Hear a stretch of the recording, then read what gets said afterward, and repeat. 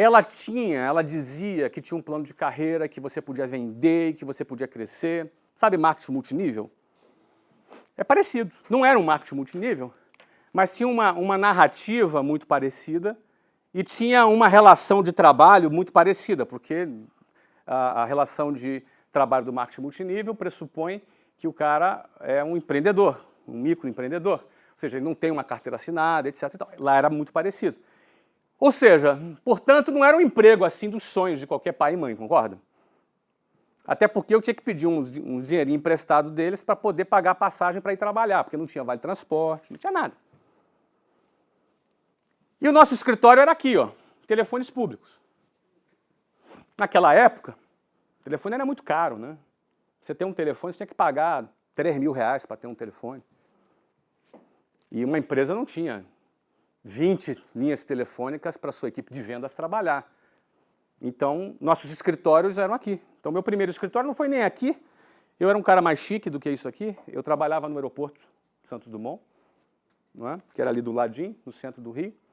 E quando eu estava falando com o cliente, essa era uma técnica que eu tinha, né? Você imagina, no meio da conversa com o cliente, você está falando com ele, e aí, bim-dom, vou para São Paulo. Oh, desculpa, eu estou no aeroporto aqui, desculpa, tá bom. E aí, continua. O cara está no aeroporto, né? Bacana, né? Então, era no telefone público, não é? Ou seja, eu trabalhava no aeroporto Santos Dumont, tinha ar-condicionado, era um lugar assim mais chique do que você trabalhar no meio da rua, não é? No entanto, o que acontece? Aqui, essa empresa, ela me deu a seguinte experiência. Eu aprendi a vender nessa empresa. Eu aprendi a vender. Eu vendia curso de inglês nessa empresa. Eu não falava inglês, mas eu não era professor de inglês. Eu era vendedor. Não é? Você pode ser vendedor de um hospital e não ser médico. Você pode ser vendedor de uma empresa de absorvente feminino, não necessariamente você precisa usar um. Ou seja, na hora que você vai vender, você tem que saber desenvolver a tua técnica para o seu produto. Então, para mim, essa experiência foi uma experiência de uma escola de vendas.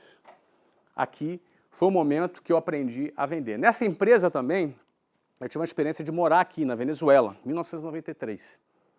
Então, hoje a gente vê notícias da Venezuela, né? Tá, em 1993, o Hugo Chávez estava preso. Oi? Boa época, né? E era uma época muito boa mesmo. Eu adorei morar na Venezuela. Era um lugar muito bacana, um lugar bastante... o Brasil estava muito ruim naquela época. E o Brasil tinha 86% de inflação ao mês, lá tinha uma inflação de 15%, 18% ao ano. E você tinha lá, era um lugar muito rico, né? Um país que tem muito petróleo. Eu tive uma experiência, fiquei quase um ano na Venezuela, porque nessa altura, 1993, eu já atuava como gerente comercial. Eu tinha crescido nessa empresa. E essa empresa me transferiu para a Venezuela, eles estavam abrindo uma filial na Venezuela, e eu morei na cidade de Valência. Então, para mim, foi uma experiência muito legal, ter uma experiência internacional, não é? E poder ali... também não falava espanhol, né? Não falava inglês, não falava espanhol. Mas eu tinha que vender, não é? E eu lembro quando a gente foi transferido para a Venezuela, eu e minha esposa, nessa época eu já tinha casado, né? Eu casei em 1992. Eu tinha 20 anos, Luciana tinha 17. Não é? Então, eu casei em 1992. E aí, quando eu recebi a proposta de ser transferido para lá, a gente estava conversando, e aí, a gente aceita ou não aceita? Não é? E aí, a nossa conversa foi assim, mas qual o pior que pode acontecer? O pior que pode acontecer é dar tudo errado, a gente perder tudo, porque a gente tinha que vender tudo que a gente tinha no Brasil. Eu fui para lá para ficar. Fui para lá para ficar uns tempo que fosse. Fui transferido lá para implantar essa escola e tinha uma possibilidade de ser sócio. Tinha se eu atingisse determinados resultados, eu me tornaria sócio, ou seja, seria uma coisa muito legal para mim.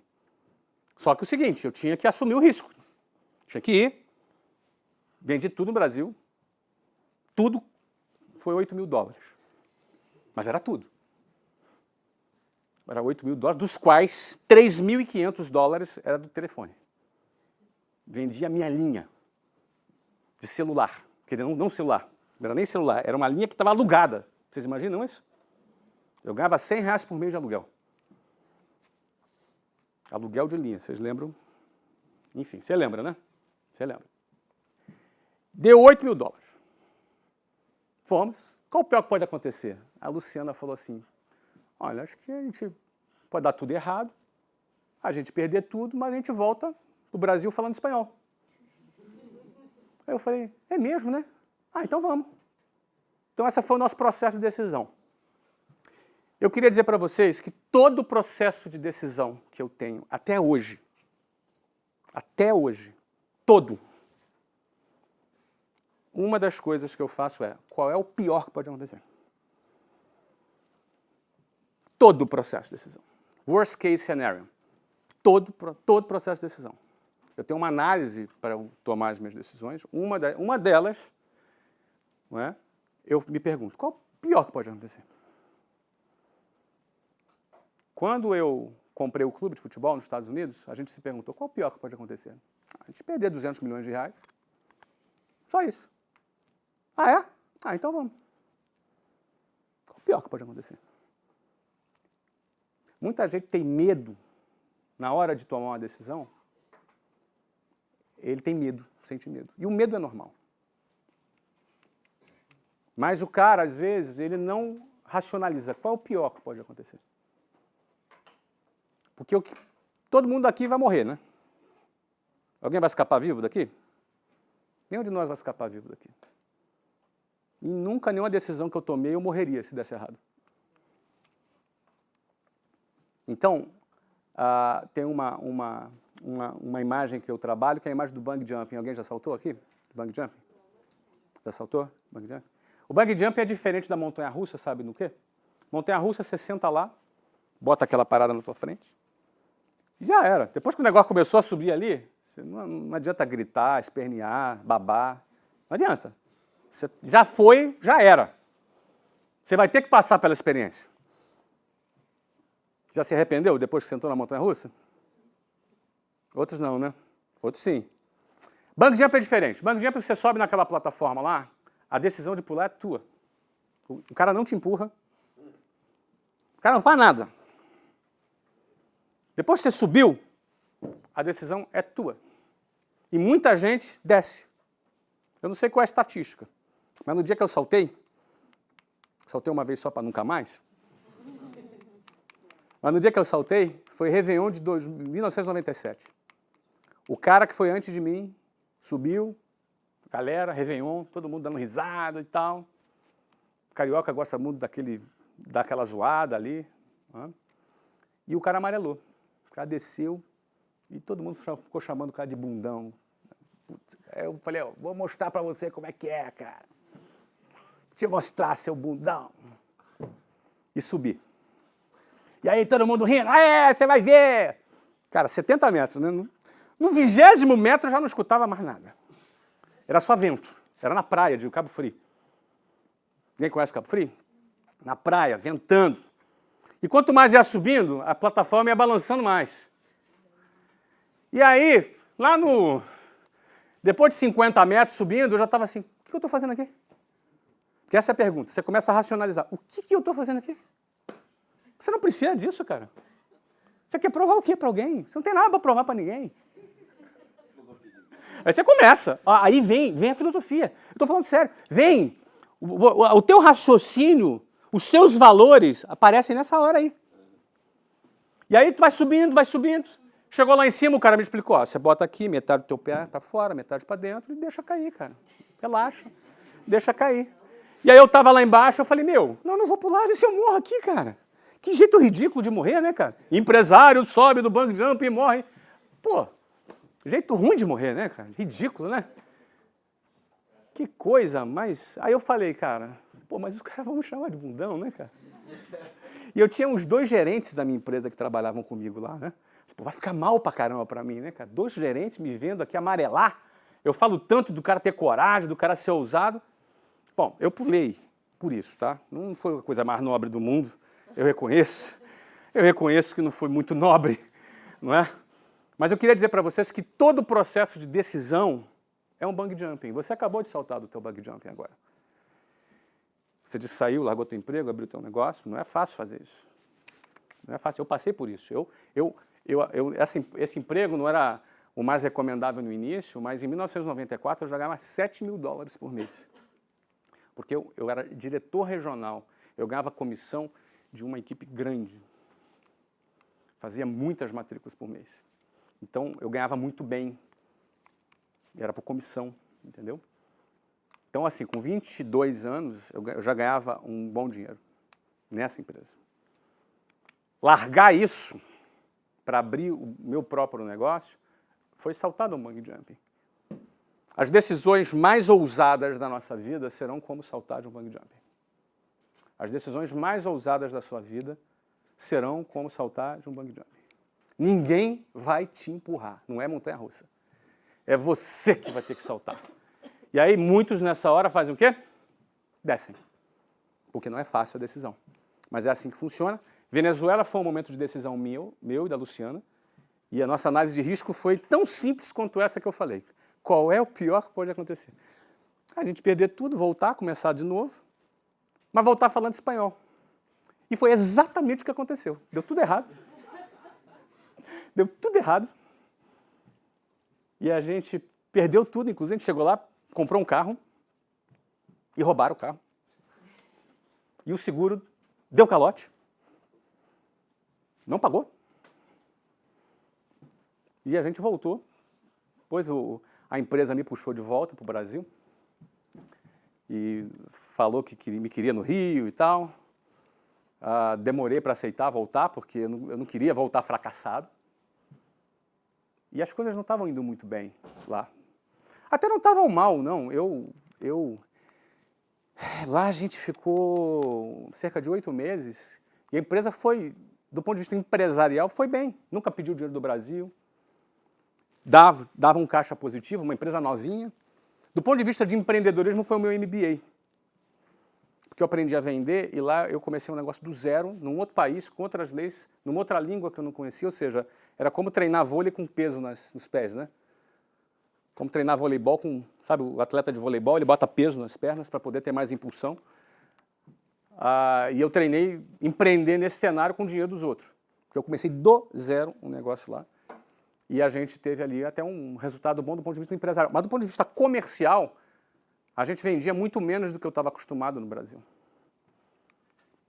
A minha expectativa era outra, era arrebentar. E as minhas metas para alcançar lá o objetivo de ser sócio não estavam alinhadas naquele cenário, estavam alinhadas no cenário do Brasil.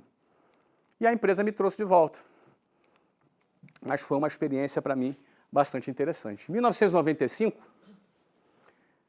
ou seja, eu voltei da Venezuela no final de 93, ou seja, eu trabalhei ainda em 1994 no Brasil, e em 1995 eu fundei a WhatsApp, no dia 3 de abril. Né? Por que eu saí do meu emprego e abri a WhatsApp? Uma pergunta muito comum.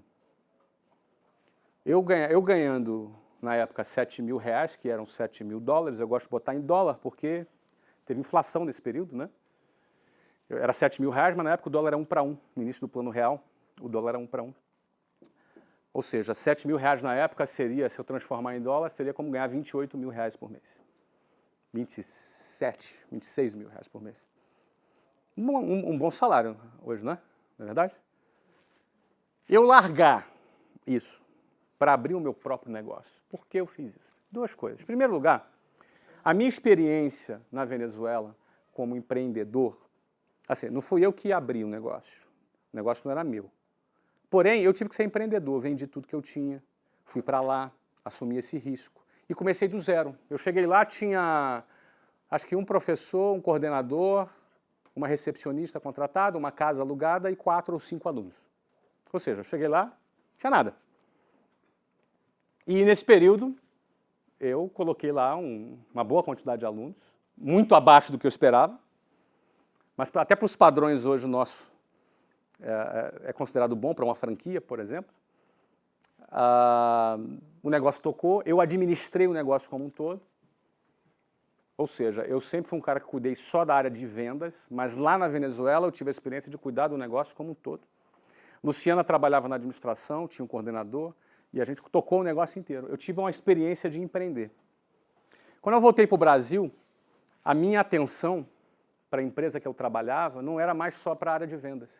E quando era só para a área de vendas, eu estava ali focado só em vender. Quando eu cheguei de volta, eu percebi que a empresa, nas outras áreas, tinha muitos problemas. E eu considerei que esses vários problemas que tinham nessa empresa comprometeriam o futuro dessa empresa. E com algumas modificações, com algumas coisas, poderia, inclusive, ser muito positivo. E, na ocasião, a direção dessa empresa não tinha interesse, não tinha foco, não enxergava da mesma maneira, não concordou com essa minha posição. Eles achavam que estava dando certo, que estava vendendo bem, a empresa estava dando lucro, eles estavam ganhando um bom dinheiro, e que aquilo bastava. Não tinha interesse em modificar. Não é? E aí eu decidi sair, porque eu entendi que aquilo poderia comprometer o futuro, eu tinha uma equipe, eu tinha várias pessoas debaixo de mim, não me senti mais confortável naquela situação e decidi sair. Isso era final de 1994 e no setor de inglês tem uma sazonalidade muito grande. Você tem o início do ano, que é um período bem quente da sazonalidade, e o meio do ano. Então eu tinha que sair logo. Se eu não saísse ali, eu tinha que sair só em agosto. Então eu tinha que sair logo. Então eu não tive muito tempo para me preparar. Não tive muito tempo para poder organizar a minha saída. Então, primeiro, eu tinha perdido tudo na Venezuela. Tudo financeiramente falando.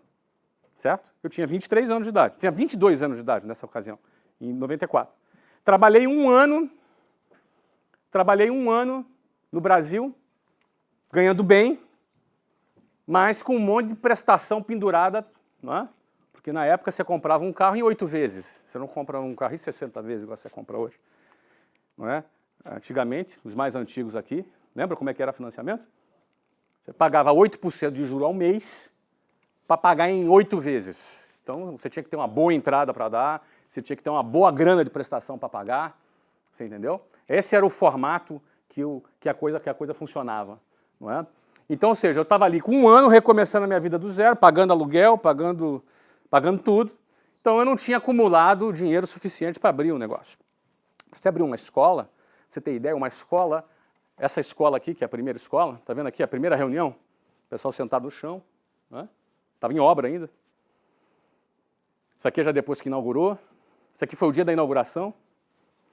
Era um andar de 437 metros quadrados na Rua da Alfândega, na esquina com a Avenida Rio Branco, no Rio de Janeiro.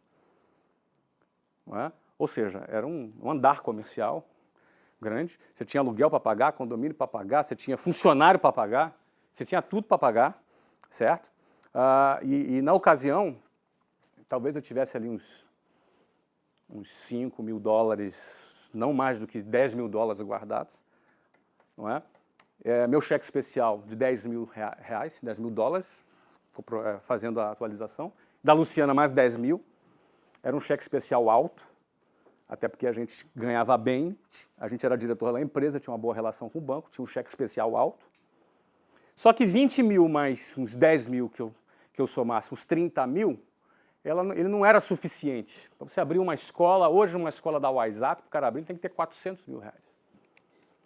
Porque requer investimento, requer capital de giro. E a gente tinha 30 mil. O que acontecia? Você abria a escola num mês, no outro mês, você tinha que pagar os funcionários. E a gente começou aí com cerca de uns 20 funcionários. Porque escola é prestação de serviço, requer gente. Você não faz escola com pouco funcionário. Tem que ter professor, tem que ter recepcionista, tudo. Administração, operação, área de vendas, você começa com tudo. Então aqueles 30 mil, ele servia ali para a gente botar uma divisória, botar uma cadeira, um quadro. E o dinheiro para pagar as contas do mês seguinte, a gente pegou uma carência no aluguel, pegou 6 meses de carência para pagar aluguel, ou seja, pagar o aluguel primeiro só depois de 6 meses. Fez a reforma em 2 meses, os primeiros 4 meses não tinha aluguel. Então, para você operar no mês seguinte, ou tu vendia, ou tu quebrava no primeiro mês. Tu abriu com algum aluno já? Não, tu botou não, nenhum aluno. 0 aluno. Então já teve um custo fixo no primeiro mês. No primeiro mês. com 0. E todo o dinheiro era o suficiente para abrir. Aí você pergunta, por que você fez essa loucura? Eu não recomendo isso para ninguém. Isso não é uma coisa que tecnicamente eu recomendo. Faz o seguinte, vai lá no banco, pega um cheque especial, 12% ao mês, baratinho. Tá? No mês que vem você tem que pagar, vai lá. Não recomendo. Mas era a minha alternativa. Eu não queria mais ficar naquela empresa. Não queria mais ficar. Gostava muito da empresa. Já vou te responder, tá? Gostava muito da empresa. Eu achava a empresa me ensinou bastante, mas eu não me sentia mais bem vendendo a ideia, porque eu não acreditava mais. Eu me sentia mentindo, entendeu? E não queria ficar. Eu tinha tomado essa decisão. E segundo, é menos loucura do que parece. É menos loucura do que parece. Por quê? Porque eu tinha um know-how. Eu já tinha um know-how. Durante 4 anos eu já tinha adquirido, eu vou falar sobre isso mais para frente, com mais profundidade, que era o know-how de vender. Então, para eu ter o dinheiro para pagar as pessoas no mês seguinte, eu só precisava fazer uma coisa. O que eu precisava? Vender. Se eu botasse uma quantidade X de alunos, se eu vendesse uma quantidade X de matrículas, o dinheiro da matrícula que o cara paga, sabe? O dinheiro da matrícula que o cara paga, mais a primeira mensalidade que vence 30 dias depois, aquele fluxo de caixa era suficiente para pagar os funcionários. Porque no primeiro mês, praticamente, era funcionário. Funcionário e custos gerais ali, administrativos. Não tinha aluguel. Eu larguei com 20 funcionários. Cerca de 20 funcionários. 100. Uhum. Eu não podia fazer menos de 100 matrículas por mês, senão quebrava. Desses 20, quantos vendedores? Dos 20 a 8, não. Seria bom, mas uns 8 vendedores. Porque eram uns dois professores, porque não tinha meio termo, cara. Pô, se eu vou botar os alunos, eu vou precisar de professor. Não, vamos começar devagar para ver se eu já quebrei. Ou botava e tinha tudo pronto para poder atender, para entregar o serviço, ou eu quebrava. E no outro mês era 12% de juros no cheque especial. E o material? Ótimo, material. Eu trabalhei durante uns 3 a 4 meses antes de sair, desenvolvendo material com um cara acadêmico, que foi o nosso primeiro coordenador. Todo o know-how dessa outra empresa trabalhava? Exatamente. Dessa empresa, essa outra empresa que eu trabalhei, ela foi a minha referência inicial. Existe hoje? Não, ela não existe porque nós encampamos ela 6 anos depois. 6 anos depois, essa empresa se tornou parte do nosso grupo. Minemo System. Era uma empresa pequena, que existia lá na década de 90. Não é? É uma empresa muito competente para vendas. Minha escola de vendas foi lá. Não é? 6 anos depois, com os nossos resultados, o proprietário dessa empresa, que trabalhava, que era o meu chefe nessa empresa, em contato, nós ficamos amigos, e ele, vendo o nosso resultado, resolveu fazer parte do nosso grupo. Nós encampamos aquelas escolas, e ele participa da nossa empresa até hoje como executivo. É um top executivo da nossa empresa, inclusive está aqui, ó, ele. É esse cara aqui. Não é isso, Mário? Eis-me aqui. Esse é o Mário, que era meu chefe lá nessa outra empresa, e que é daqui de Porto Alegre. A empresa tinha sede aqui na Dom Pedro II, não é? E o Mário hoje já está comigo desde 2001, né, Mário? 6 anos depois que a gente inaugurou. Já estou WhatsApp desde 2001. Na WhatsApp desde 2001, e estamos aí já juntos nesse período todo. Né? Me parece que uma grande dificuldade da escola de inglês é a venda, né? Eu acho que é a dificuldade de toda a empresa. O produto. Toda empresa. Toda empresa, a venda é sempre o maior desafio. Do inglês é mais interessante, eu já vou te responder, tá, Carla? Carla? Não, né? É Carla. Já vou te responder, tá, Carla? Só para concluir aqui a pergunta dele. No curso de inglês é muito interessante, porque curso de inglês para adultos, que a gente vai falar sobre isso quando eu falar do estudo de caso já, vou me aprofundar mais, mas o curso de inglês para adulto tem uma característica interessante. Ele não é um produto desejável. Ninguém gosta de estudar inglês. Ninguém fala assim, pô, tô com a vontade de ir para uma escola de inglês hoje, cara. Isso não existe. Você fala assim, pô, tô com vontade de comer um churrasco. Aí você vai na churrascaria. Você fala, pô, vamos assistir um filme? Você vai no cinema. Você vai no teatro. Estudar inglês? Não. Estudar inglês, o cara vai porque é um mau necessário. Isso em geral, tá, gente? É o mal necessário. O cara sabe que precisa falar inglês, que inglês hoje é uma necessidade. Se ele quer um emprego que vai pagar mais, o inglês vai ser exigido. Não é? Se ele quer ter acesso a conteúdos bacanas lá de fora, o inglês, se ele não falar inglês, ele ouviu uma música, não entendeu o que fala, assistiu um filme, não conseguiu compreender, é muito ruim. Então, ele entende que o benefício de falar inglês faz com que ele faça o sacrifício de voltar para uma cadeira de um curso de inglês. Então, quem vende curso de inglês deve ser meio comparado ao cara que vende bezetacil. Alguém já tomou bezetacil aqui? Dói, não dói?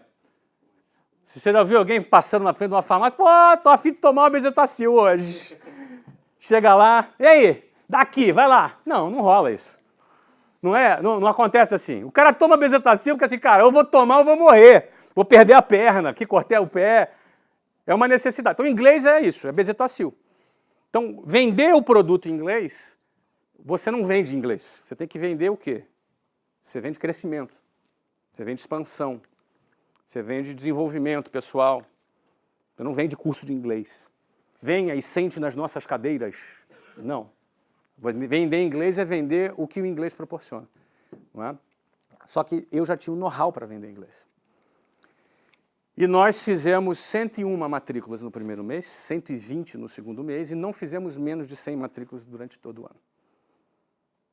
Não fizemos menos de 120. Nós botamos mais de 1.000 alunos no primeiro ano.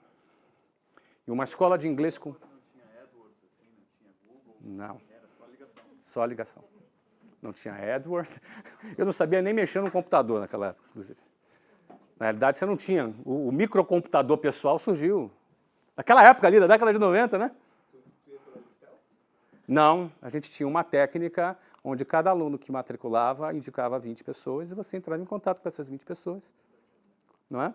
E falava com elas. Você tinha uma estatística de conversão, para cada 30 chamadas, 5 visitas você marcava e você convertia 2 matrículas.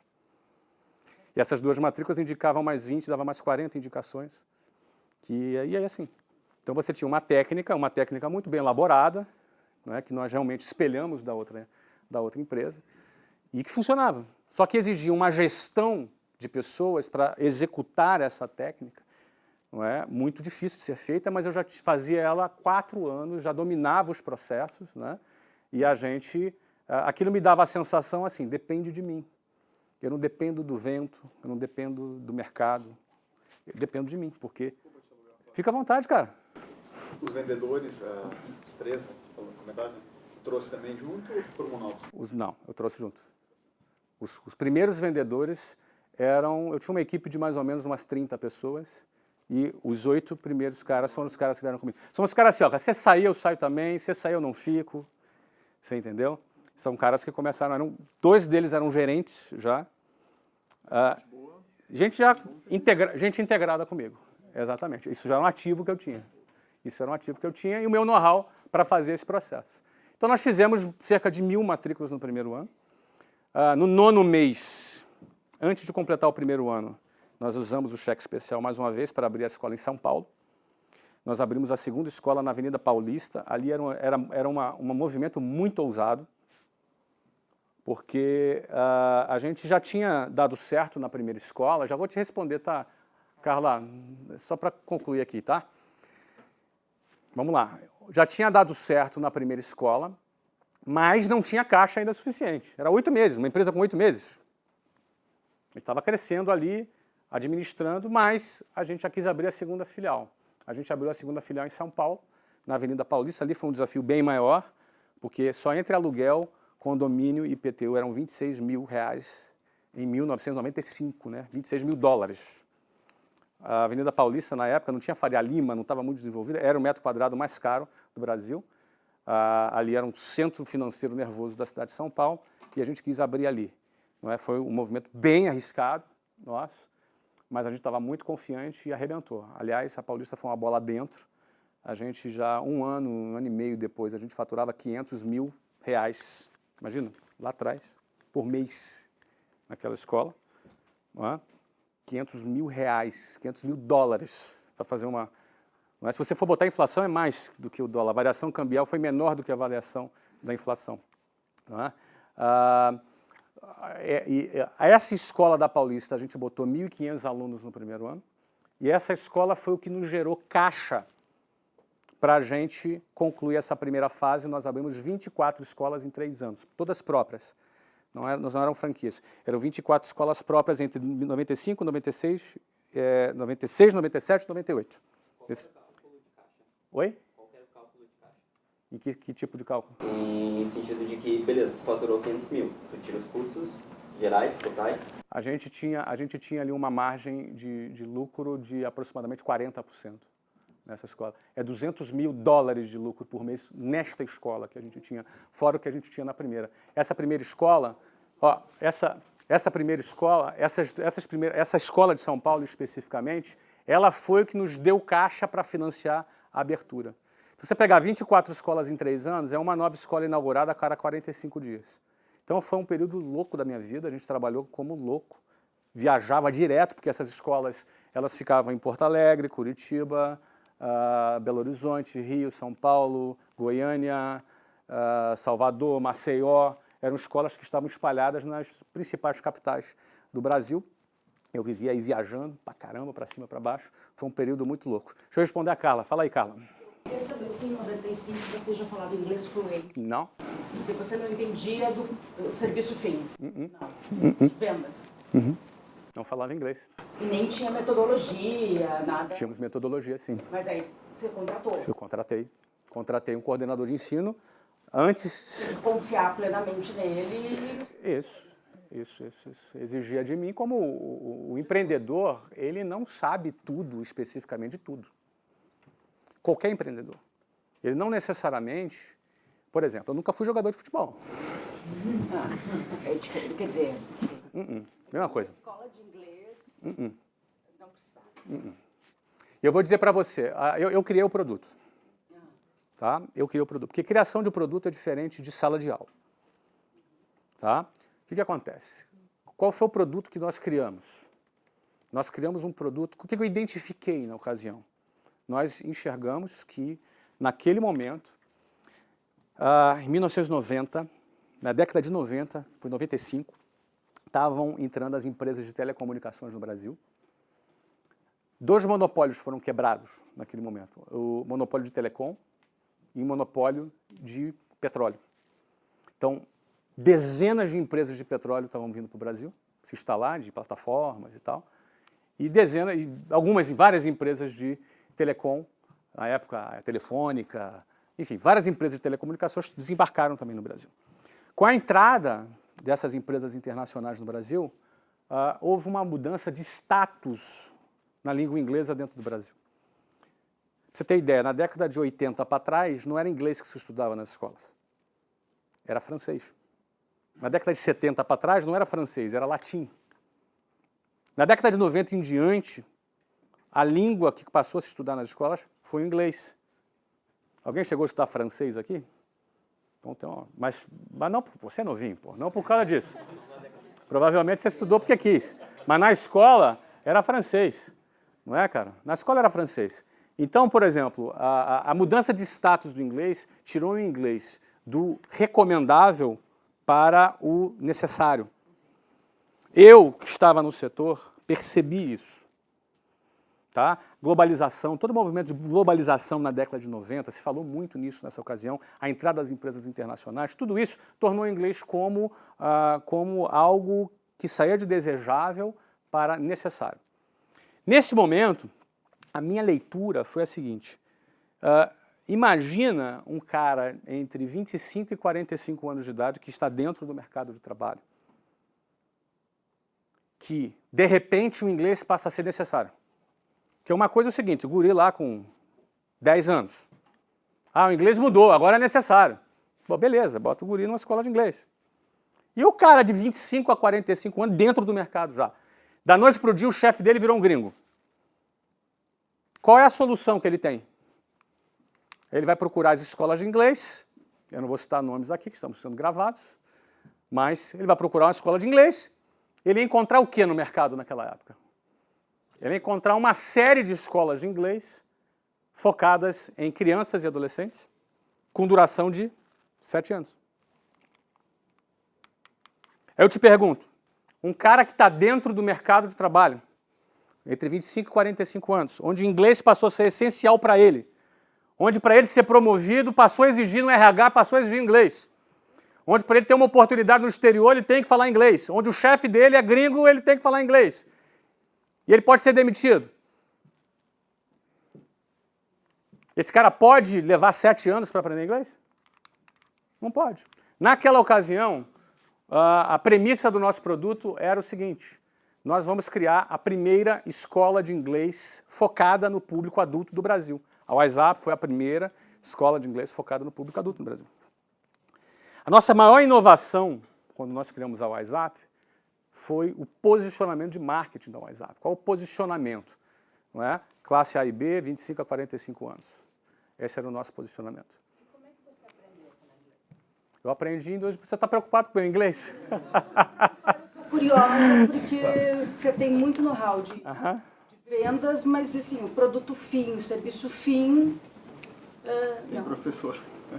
Mas tem professor. Você tem que contratar o especialista. O empreendedor...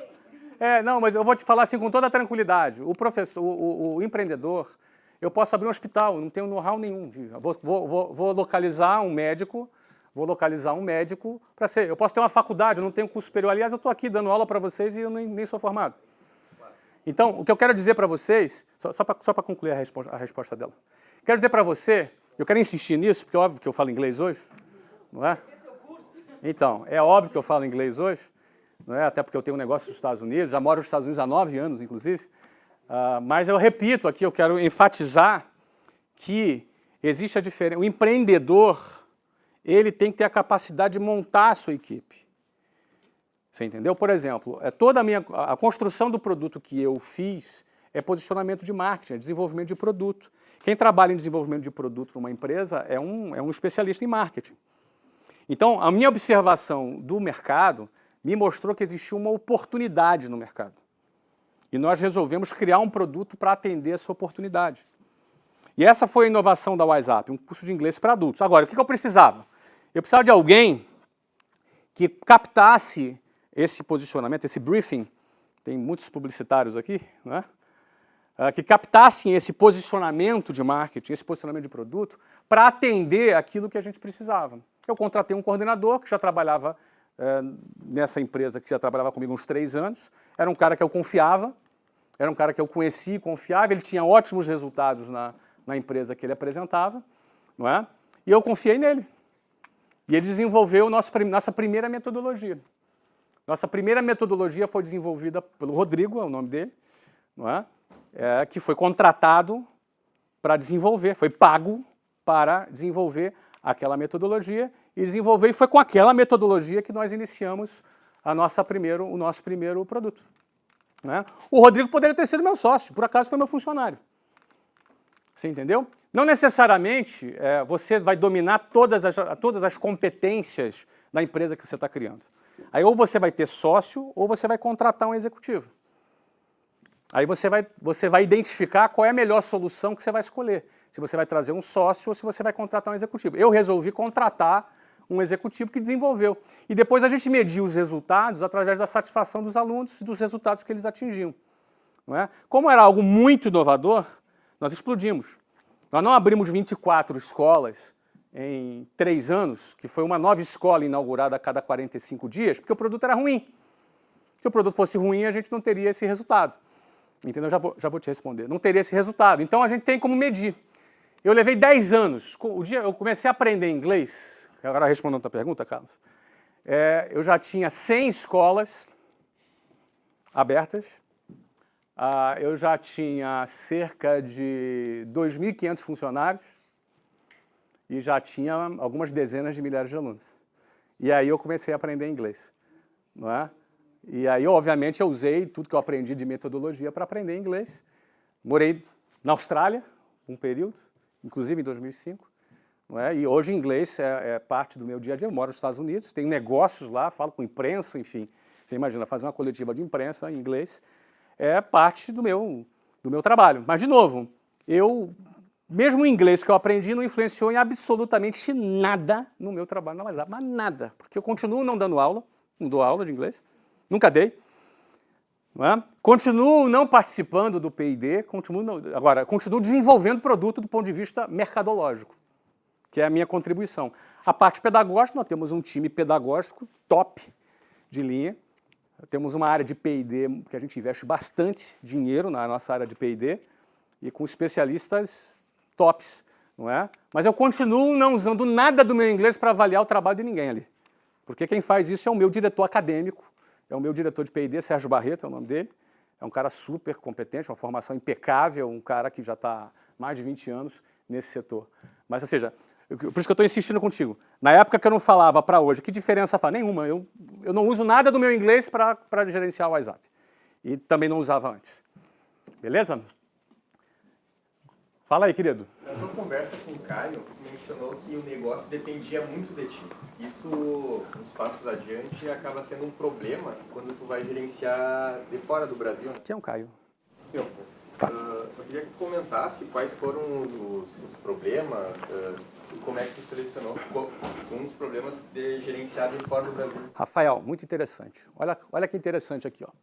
Eu fundei a WhatsApp em 95. Tá? Aqui a gente está pulando para 2005. 2005 é o ano preferido da Carla. Que foi o ano que eu comecei a aprender inglês. Né? Então... Vou jogar no lixo. Então tá aqui, ó, 2005 é o ano da Carla. E o que aconteceu no ano da Carla, Rafael? Eu fui para a Austrália. Aquele ali é a bandeira da Austrália. Opa, Rafael, desculpa. Rafael, você também.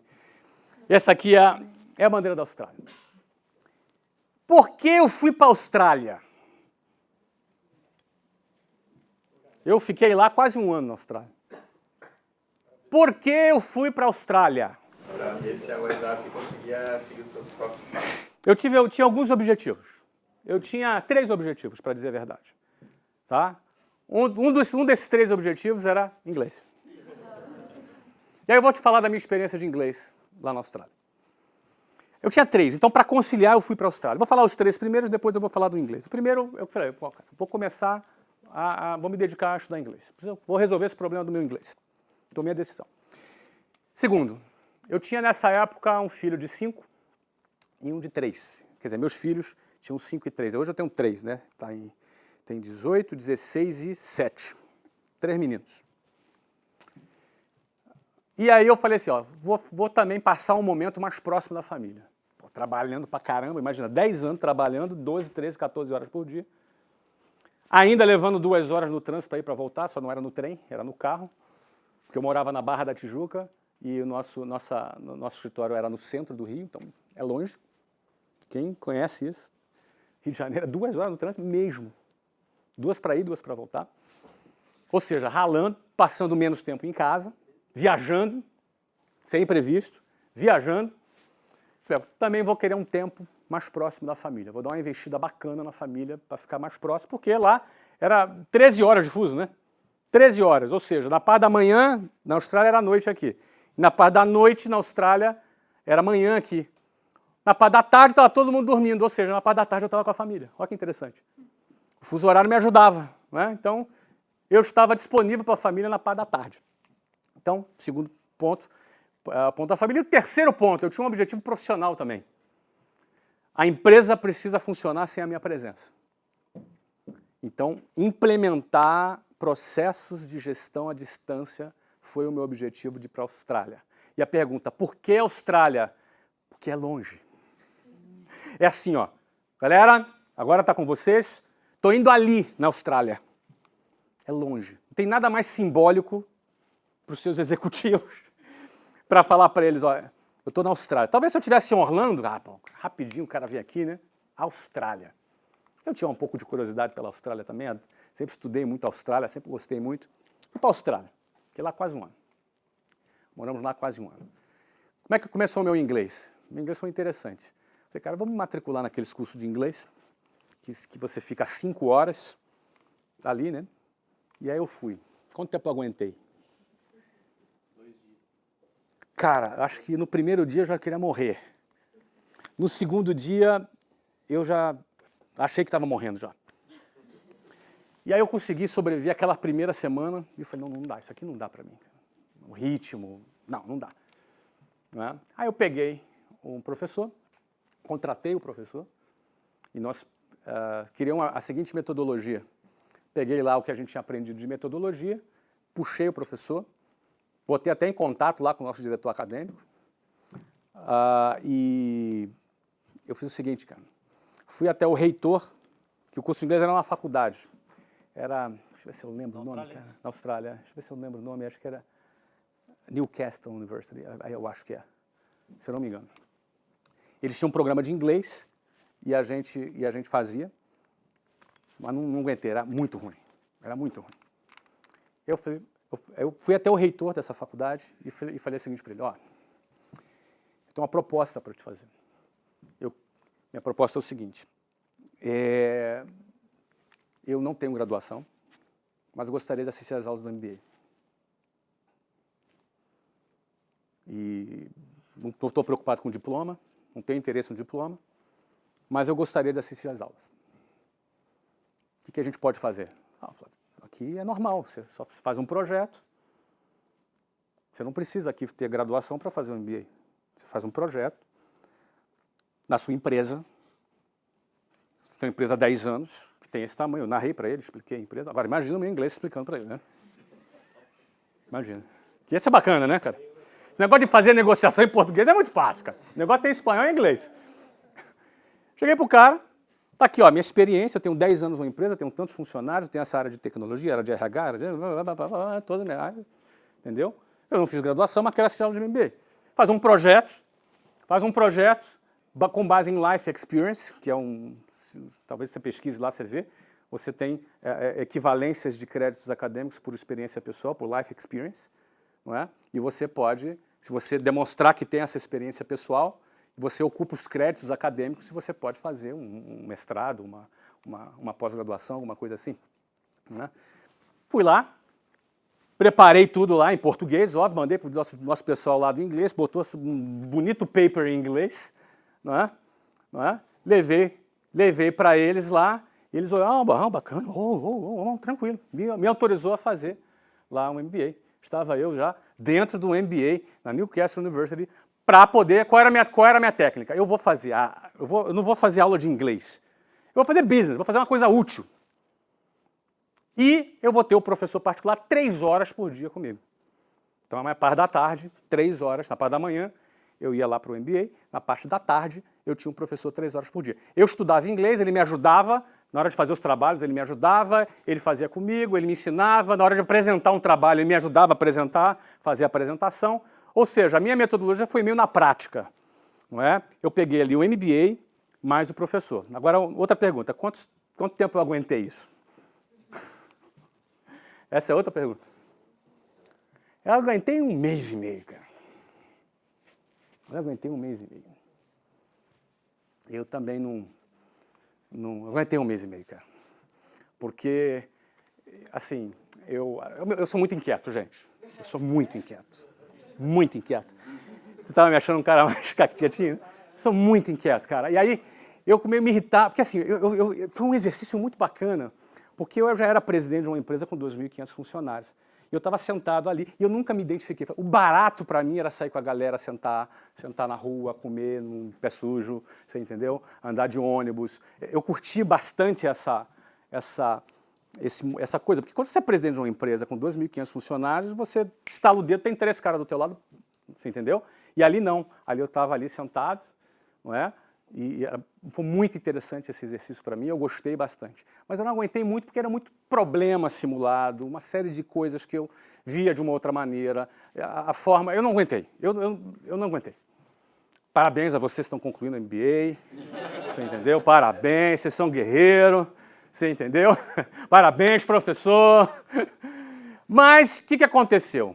Aquilo ali já me deu um bom gás, eu mantive o professor e fiquei esse período todo lá. Ali eu comecei a aprender inglês, porque inglês você nunca termina de aprender, cara, sabe? Nunca termina. Não é a nossa primeira língua, é a segunda língua, então você vai estar aprendendo sempre, vai estar se desenvolvendo sempre, não é? Mas esse foi o meu processo. E aí, olha a coisa do know-how, de conhecimento acumulado que faz nexo. A metodologia da WhatsApp hoje é esta. Hoje. A metodologia de ensino da WhatsApp hoje, ela é... Você tem conteúdos de marketing, conteúdos de gestão, de empreendedorismo. Você tem uma série de conteúdos Porque o cara faz inglês para quê? O cara faz inglês para poder melhorar na vida profissional dele. Inglês é um meio, não é o fim. Quais são os outros meios que eu posso ajudar esse cara? Oratória, tem uma série... Os conteúdos da WhatsApp são conteúdos voltados para empreendedorismo, para negócio, né? Em inglês. É um pouco da replicação daquilo que eu fiz na Austrália hoje, lá atrás, não é? Ou seja, você vai, enquanto você estuda sobre determinados conteúdos, você aprende inglês. Tem gás aí, gente? Já estou 2 horas falando. Aguenta mais uma? Eu acho que tinha um intervalo aí, mas a gente já atropelou. Quer parar? Vamos embora? Posso continuar aqui? Rapidinho? Só segura as perguntinhas rapidinho. Porque aqui eu fui para a Austrália. Sabe o que aconteceu nesse ano, em 2005? Sabe o que aconteceu em 2005? Eu ia ficar 1 ano. Eu ia ficar 1 ano lá. Eu fiquei 8 meses. Sabe por quê? Porque eu tive que voltar correndo. Não funcionou. A parte da família foi ótima. A parte do inglês foi ótima. A parte da gestão à distância deu certo nos primeiros 3 meses. No 4 começou. Já no 8º eu falei, vamos voltar. Ou seja, eu concluí 2 coisas. O time não estava maduro o suficiente para tocar na minha ausência. 2, eu não estava maduro o suficiente para tocar à distância. Eu retornei para o Brasil. Em 95 a gente abriu 2 escolas, Rio de Janeiro e São Paulo, vocês recordam? Esse aqui foi o nosso gráfico até 2013. Nós abrimos essa quantidade de escolas aqui ao longo de 18 anos. E finalizamos o ano de 2013 com nós iniciamos o ano de 2013 com 396 escolas, quando a WhatsApp foi comprada pelo Grupo Abril Educação.